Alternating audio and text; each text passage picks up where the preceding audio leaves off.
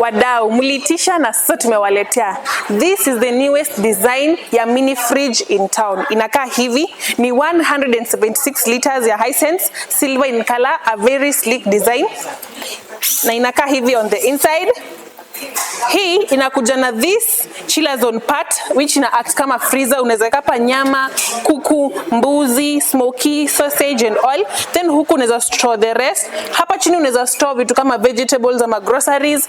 Iko na wide compartment sitting on the inside. Alafu hii ni water dispenser compartment, ni 2 liters capacity. Hapa unaweza weka maji, soda, wine, anything of your choice.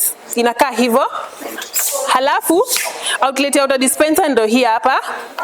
Una press hapa unapata maji. Inakuja na 5 years warranty on the compressor.